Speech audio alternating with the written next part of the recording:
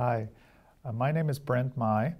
I serve as the Dean of Libraries at the University of North Florida in Jacksonville, Florida, and also the Director of the Wolgadeutschen Institute there. Today I'm going to talk about the importance of the sugar beet industry among the Volga Germans who settled in North America. The modern sugar beet was more or less invented in 1747 by Andreas Markgraf, who was a German chemist. And all over the world they were using sugar beets to extract sugar. But most of the time before that, it was sugar cane that was the big cultivated crop for sugar. And the sugar beet cultivation was reported in Russia as early as 1802. And the Sugar Beet Society in Philadelphia was founded in 1836. This was in response to the fact that most of the sugarcane production in the United States was driven by slave labor, and they were looking for other alternatives to get sugar among the pacifists in the northern part of the country. So the sugar beet industry developed in the United States mostly after 1836. One of the things that it's important to note, I think, is that the Volga Germans did not cultivate sugar beets in Russia. Unlike what some researchers have reported, when they came to the United States, they were not already familiar with sugar beets. The sugar beets in Russia were done primarily in the Krasnodar Krai, Voronezh, Lipetsk, Tambov, and Kursk regions. And there on this slide is a picture of a Volga German child in the sugar beet fields near Berthoud, Colorado. And we'll talk a little bit more about those as well. Volga Germans began moving to the United States in 1874, following the passage of Russia's Universal Conscription Act. They came there so that their sons did not need to serve in the military in Russia. But very, very quickly, the Volga Germans were living on all shores of North America, from New York to California. On this map, you can see areas are shaded in gold where they were growing wheat, but in green where they were growing sugar beets.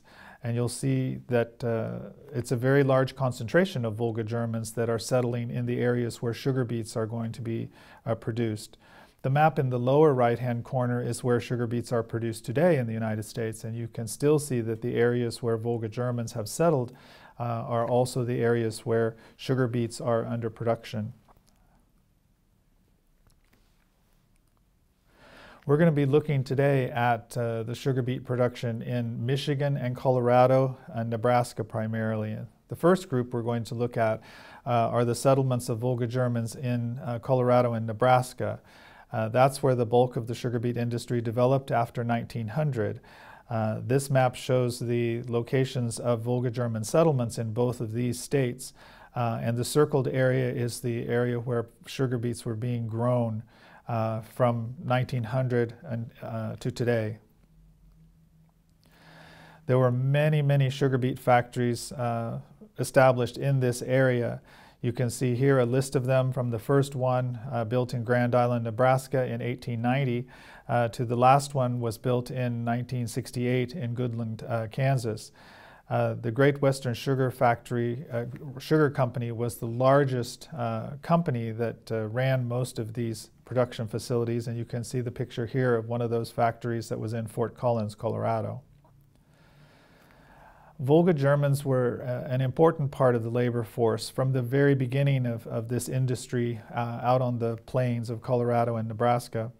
An article in the Saccharine Gazette on the 4th of April in 1902 records that the National Sugar Manufacturing Company had made arrangements to establish a Russian village north of the Missouri Pacific Depot to consist of 125 tents arranged in streets, with the new laborers scheduled to arrive at the beginning of the week.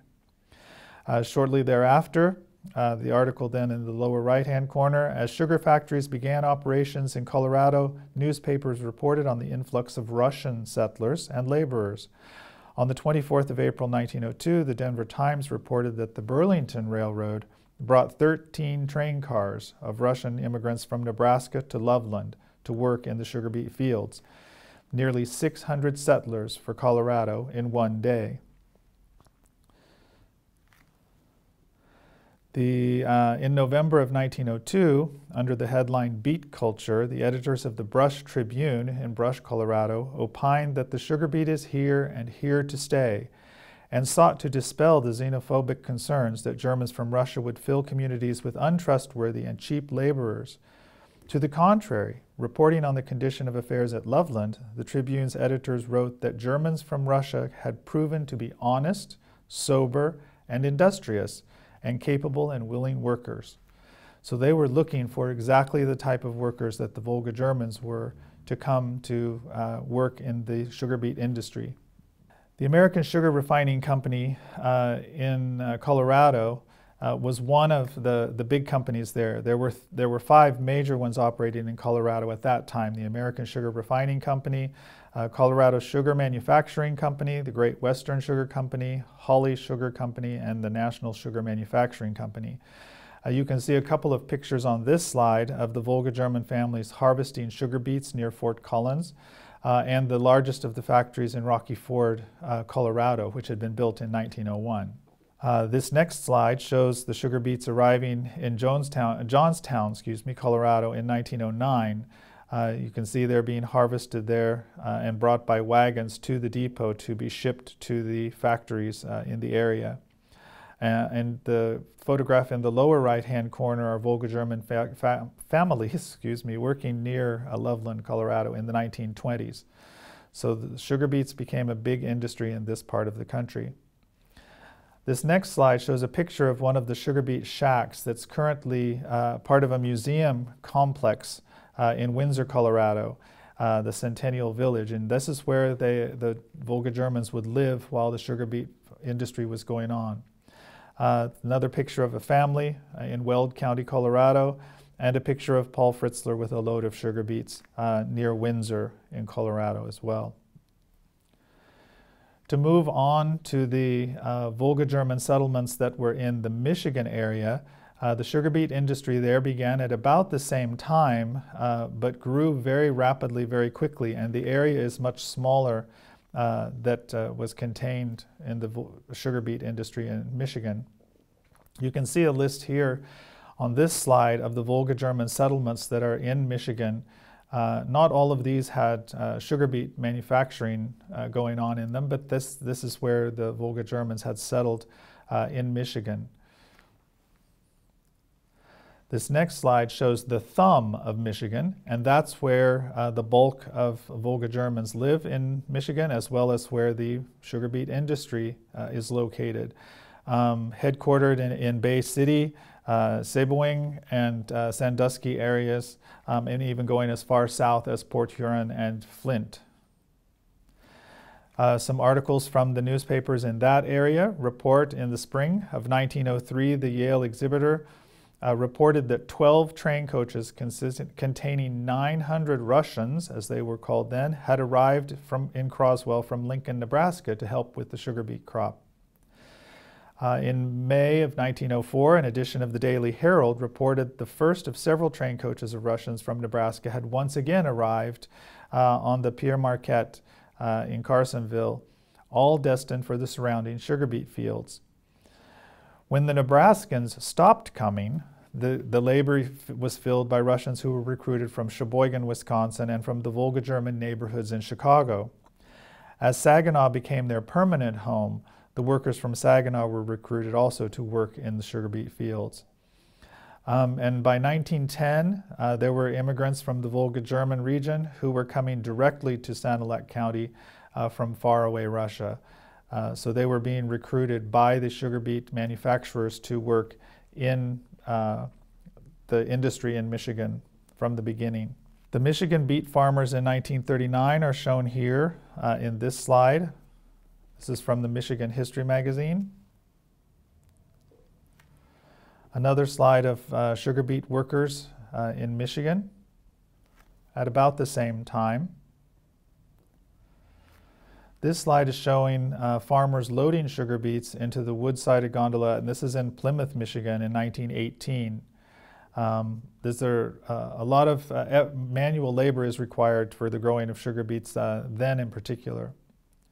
So another look at a group of sugar beet workers near Owasso in 1910. You can see both men and women working in the sugar beet fields. This time of the year they were just hoeing to get rid of the weeds that were there. There were many sugar beet factories in Michigan as well. I've listed a number of them here. The picture is of the Detroit Sugar Beet Company factory in Rochester, Michigan. That it was built in 1899. By the time we got to today, there are only 4 of the sugar beet factories that are still remaining operational in Michigan: in Bay City, in Cairo, in Croswell, and in Sabelwing.